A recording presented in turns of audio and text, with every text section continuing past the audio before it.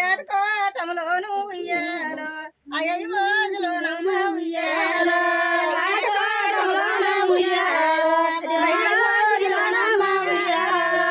అలడివిల సీతమ్మ ఉయ్యాలో అయ్యే తీరుగున్నది ఉయ్యాలో